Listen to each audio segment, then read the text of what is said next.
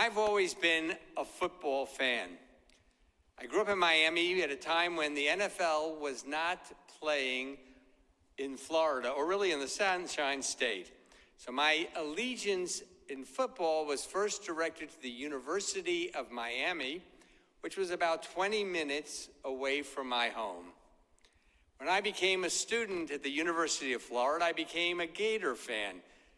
I'm going to take you back in history. Steve Spurrier was the quarterback when I was a student. While I was there in 1966, he was winning the Heisman Trophy. Southeast Conference football was and still is exciting. And I have to admit, I did enjoy watching the University of Florida win 3 national championships, 1996, 2006, and in 2008. Moving to Michigan and having paid 3 tuitions at the University of Michigan, my allegiance slowly changed. And this was tested when the University of Michigan was playing the University of Florida, and I found myself cheering for Michigan. I was now maize and blue. This year, once again, Michigan has made it back to the championship series. Now, I know that there are many of you, both who are watching and are also here, who are green and white. I always cheer for MSU when not playing Michigan. I want any team in our state to do well. And I find it utterly incredible when those people who say to me, no, we don't care who they're playing, we're against anybody if it's not our own school. It's exciting to watch the comeback of the Lions. Are you all engaged in that? It's exciting. It's almost enough to make me believe in miracles. Hanukkah time. Now, there was a time when we felt fortunate to be able to watch one game on television I see heads shaking, at a time. These were days when we had 3 major stations. While watching our favorite team, commercials were a time for conversation, perhaps a bathroom break, and clearly the addition of another snack. This year, I was introduced to the most confounding of changes in football television. It's called the red zone. How many of you know what that is out here? Okay. You no longer have to watch any game. You are now given the opportunity to watch when any team is in the red zone, which means they are close to scoring. Now, I understand that this works for fantasy football fans who are not only cheering for a team that they love, but also for players on their fantasy teams who actually may be playing against the team that they love. If you're confused, find someone young tonight before you leave to explain what I just derived. I'm not a red zone fan. It gave me a headache. It was all too confusing. I yearn for the good old days of watch, relax, and cheer. I'm going to suggest this evening that the red zone is an apt metaphor for the way that many of us live our lives. We run from one event to the next. No time to pause, to slow down, and allow the subtle changes going on in our lives. Now, many who are in the sanctuary, and even more I know who couldn't be here but are watching on the live stream, will be traveling with our Temple Israel family mission to Israel this coming week. We will be moving from place to place. There's so much to see. It's kind of red zone-ish, my term, the highlights. I guarantee we will have a great deal of fun. But our mission message will focus on the incredible accomplishments of our brothers and sisters what we actually learn while in Israel will be as important as what we experience. Now, some of you may be aware, the first time this trip was scheduled, it was canceled because of COVID. I did try on a private basis to schedule a family trip last year. I wanted to take the 16 in my family. It was canceled because of COVID. 3 times a charm. We will celebrate next Shabbat together in the Negev, Israel's fascinating desert. Our final Shabbat will be in Jerusalem, where we will participate in bar and bat mitzvah celebrations. It's so extraordinary to see how many young people have these opportunities. The first time that I went to Israel was my junior year in college. I was a student at the Hebrew University for an entire year. It was on that trip that I made a decision to finish my college years and begin 5 years of study leading to rabbinic ordination. When I arrived as a very young rabbi at Temple Israel, I suggested that we needed a Teen Israel program.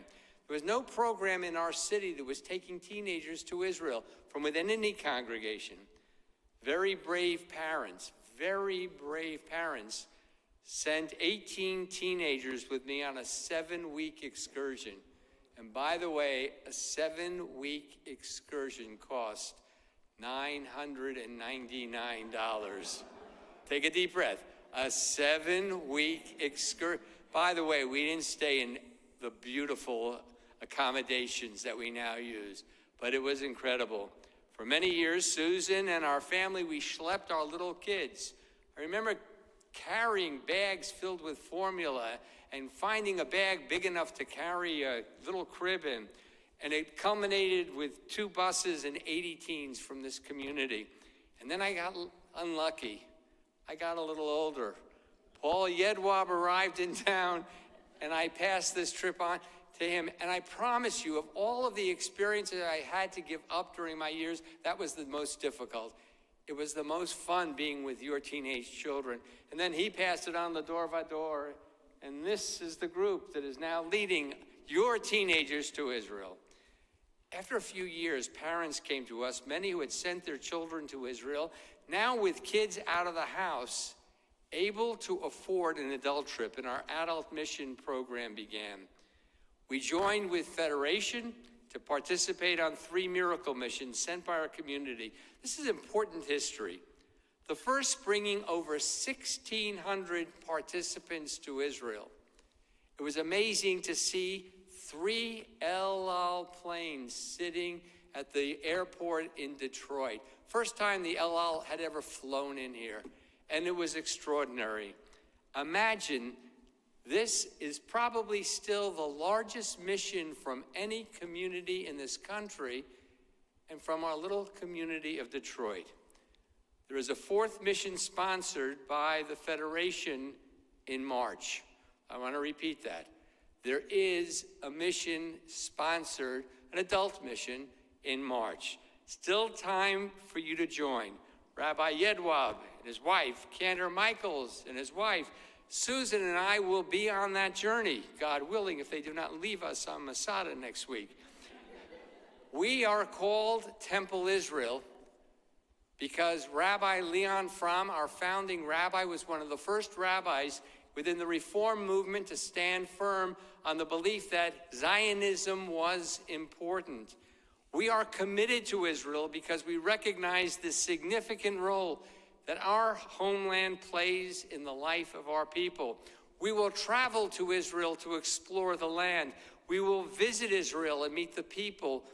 We will return from Israel with a greater understanding of the political situation, which is incredibly complicated and challenging at this time. We, in our community and around the world, are living again at an incredibly challenging moment for the Jewish people. We face anti-Semitism in our nation. We face anti-Semitism in our city. This past week, 2 remarkable programs in our community, a response to our concern. In Israel, we will enhance our skill to deal with those who are unwilling to accept the idea of a Jewish homeland, and we will try to understand how important it is that Israel must be a safe environment for all of its citizens. Whatever religion, whatever ethnic background, Jews and Arabs, Christians and Muslims, this state of Israel must become a place where no matter what your religious identity, ethnic identity, historic identity, you will be comfortable in the state that you love. We will be seeing the highlights of Jewish history on this mission, recognizing that for many, especially for our children and for our grandchildren, this is the first of what we hope and pray will be many trips. We will not be in the red zone. We will be in the blue and white zone, the colors on the flag of Israel that you see to your right. Israel, a modern state, is this year celebrating its 75th birthday. Modern Israel is an incredibly young state by any standard, a remarkable country built on the foundation of our ancient history. How fortunate it is that we will be in Israel for Hanukkah. We will see that Shamash lit brightly and strong and pass the light from one candle to the next, in the same way that we are trying to pass the traditions of our faith and people, the Dor Vador, from one generation to the next. This is our responsibility. Of course, we'll also be there for New Year's Eve. At 11 p.m., many of us will gather around a large screen TV, cheering on the Wolverines. At one with the people of Israel, at one with the state of Michigan. Wishing all of those who will travel with us great joy and blessing. Wishing all of you an opportunity in the not too distant future to be in Israel again, because it's only when you are there that you get to absorb the essence of the place. And I know we talked about people who'd made it to 100 years. I hope to be leading a mission when I've attained that incredible age. But don't wait for me. You have much more to do. Shabbat Shalom.